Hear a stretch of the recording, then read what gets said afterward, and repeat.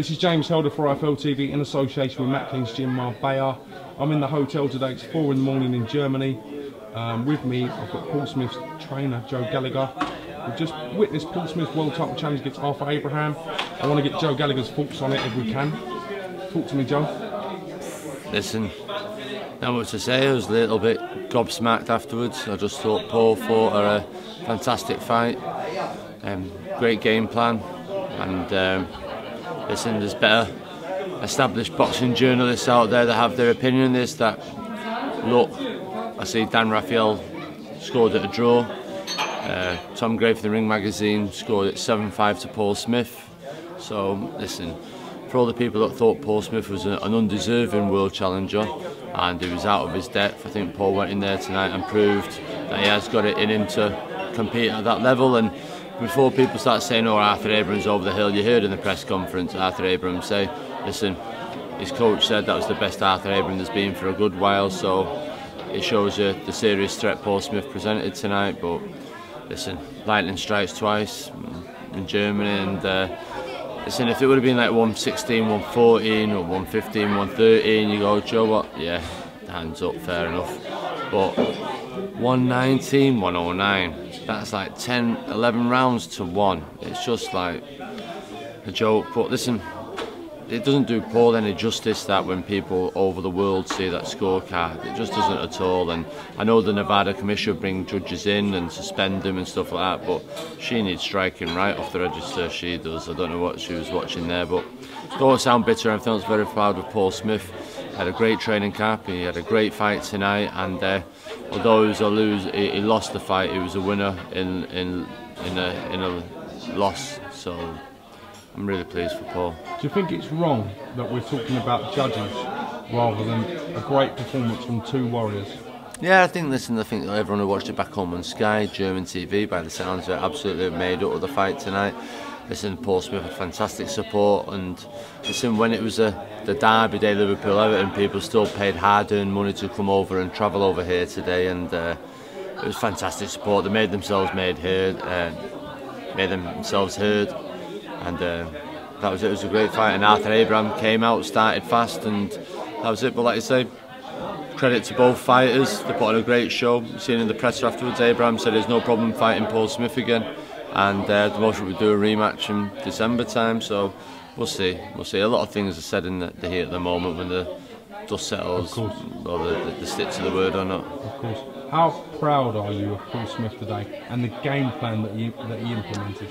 Listen, game plan. It's Paul Smith. I told him what he had to do, and he did do, and he executed it brilliant. And there's moments when Paul was landing shots, and you think, God, if we would have just had the grants on there, that would even hurt even more. But listen, for all the disruption regarding the gloves and the manner that he carried himself in there tonight, and he had a great middle sessions there in the fight. And listen, a lot of people I'm reading there are really impressed with Paul Smith tonight, and he did what I always knew he had in him, which was a world-class performance, and onwards and upwards now. And the performance has put himself tonight. Now he's guaranteed himself another big world title fight somewhere along the line. If it's not Abraham, there's Darrell, rematch with George Groves. There's a few options there, but Paul had an injection into his boxing career tonight, and so I'm really proud of him. He's made the world. He was gutted that he didn't get that world title. Really gutted. Absolutely shattered, I've got to say. Absolutely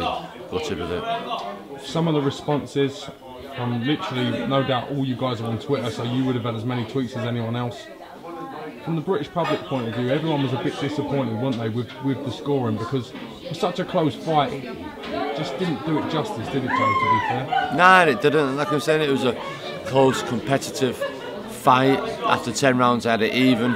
And then he had it 11, Paul, and then Abraham 12, and then I think so. Well, there's a couple of rounds there that were nipper tuck, but he's the champion, he'll get them. So I was expecting, like I said earlier, cards 116, 114, 115, 113, but to read that 117, 111, and then 119, 109, it's just like, oh, all that hard work, and it just doesn't show, like I said before, the reflection when people in America read the scorecard of anything over it. So, but listen, everyone that gets the tape and watches it, they'll show that Paul Smith did a great effort, and for everyone that said he was undeserving, and wasn't worthy to be in the ring of him.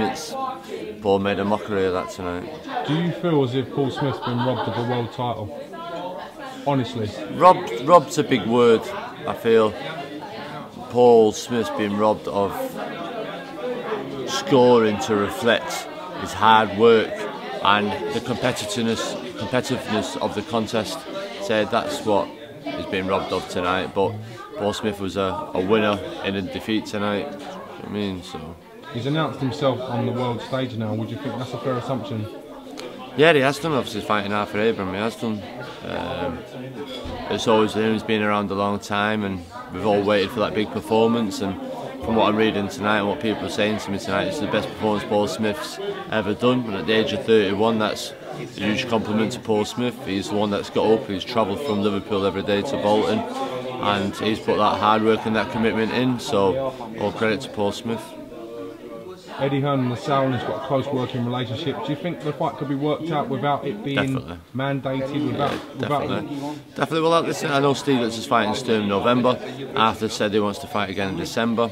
Listen, it's great. The scorecards have made it such the controversy that it is. And listen, they can do it again in December, no problem. If not, try and get Paul made the mandatory then, because of his performance tonight. If he gets the mandatory, goes to purse bids, and who knows, let's get him over in Liverpool, get him in that Echo Arena. Imagine that. If he didn't know what he thought hit him tonight, he'd be in for an awful shock in Liverpool. I asked Callie Sauerland about that, taking it to Liverpool. At first he was kind of against the idea of being Abraham the champion, but once I see his brain ticking over and the numbers and etc, and his exact words were, if Eddie were to make the right offer, it could be done, you know? Everyone has a price. Arthur Abraham has a price, and he got paid more than £1 million for that tonight, or €1 million, so everyone has a price. But I do feel certain promoters at certain times have to buy it and take a hit, and if they feel that 100% confidence, very much like Warren Costa Tszyu, bringing him over for Ricky Hatton. Like I say, obviously you've got to roll the dice and go with it, and I think Paul Smith in Liverpool versus him would be absolutely barnstorming. How are you feeling right now, Joe? Absolutely shattered. You look a bit tired. I'm absolutely shattered, mate. It's been a hard week. Been training Callum Smith, he's fighting next week obviously in Leeds. Liam Smith is fighting October the 25th. Quigg and Crawler have been here the last couple of days, have been training them. Their mates will be fighting in November. And then also with the glove gate yesterday and today, and Matthew Macklin fighting and winning, and then obviously with Paul Smith putting in a great performance, and me really having to dig deep and get inside Paul's head mentally and physically and pull that performance out of him. It just leaves you emotionally drained. That's more than anything, it's just emotionally, physically drained and upset afterwards that we didn't get it, but that's it. But listen, at the end of the day, all you want to do is put your head on the pillow and go, do you know what, I gave it my best. Paul Smith can go to bed tonight and be like that. Me as a trainer, Joe, I gave it my best, and it wasn't meant to be. But listen, it's all a learning curve, and on to the next one. And listen, the record got done tonight. It got done last time in Germany. I didn't want to bring it up. Well, it got done tonight. I best bring it up because someone's got to bring it, and there's plenty of people laughing that it's gone now. But listen, 61 fights. It's a quite unbelievable achievement. I don't think last time I'd get 49-50, but we've done it now, and all credit to all the lads that fought in that 61. They, whether we're in 4 rounds, 6 rounds, title fights, British World or whatever, each one of them was a proud moment for me. And now we've got to start back again now next week with Callum Johnson, Callum Smith. Alright Joe, well listen, it was a fantastic fight. I really enjoyed it. Cheers, I'm glad you enjoyed it. What did you think of it? What did you score it? I had it going into the 10th round. I had Arthur Abraham up by 1 round.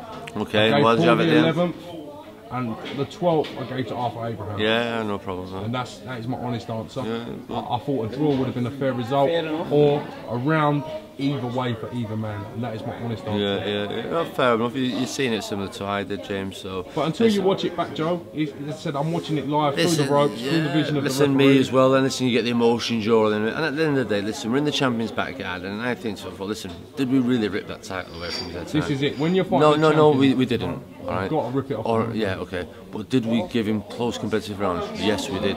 But that was reflected in the scorecards, and maybe that's a bit, but it also gives Paul a great belief that when fighters turn professional, they test themselves against the best in the world. Paul tested himself tonight against the best in the world, and he didn't shame himself in doing that neither. And all credit to him and the manner in which he went in there, performed, boxed, and he just grew in stature as the fight went on. And I'm sure everyone back home in England and Liverpool, who plenty of people came over here, paid hard-earned money, are very proud of him tonight. And it's unfortunate we couldn't deliver the world title, but maybe next time. How proud are you of Paul Smith? Extremely.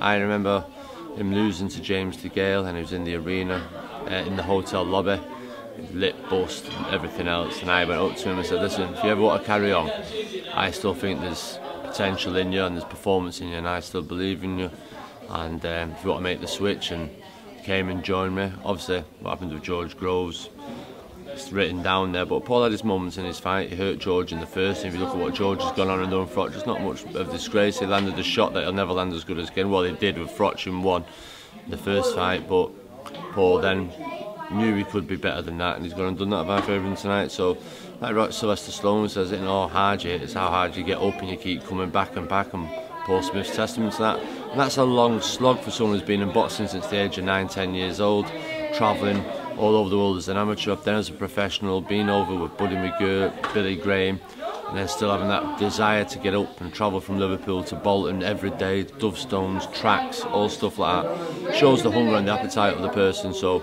I'm extremely proud of him, and I really am. I'm just upset that couldn't get that world title for him. Top man Joe, hopefully right, we can do it all again, maybe yeah, potentially in Liverpool, which you can just see it now, can't you? If this many Scousers are going to come over to Germany, what would it be like? The time it gets fight time, that could go to Anfield. Yeah. That could definitely go to Anfield. Can I have Cam Smith or George Groves on the undercard? That'd be great. George Groves, we're coming for you. You heard it here first. Cheers. Enjoying your pizza, lad? James. Cheers. Get me on it. He's involved. Joe, I'm going to leave you to have a bit of downtime. Thank you, mate. Cheers, thank you very much. For giving me your time up. No, cheers, thank you, James. And listen, James, I've got to say to you as well, and listen, I really do feel you're getting better and better at interviewing, and I think you and Coogan bounce off each other. Coogan's a laugher and a joker, but I think the content of your questions and everything else are really good, and it's a pleasure to watch. Keep up the good work. Thanks, Joe. We don't write nothing down, it all comes out the head. Alright, and I've just given you the blow job. Quit while you're here. That's good or bad. James, you're a good man, man. Good man. Thank you, lads. I genuinely do appreciate it. Yeah, Give me some of your time, Joe. Thanks for all the help in that over there, mate. My pleasure, mate. Thank you. Cheers.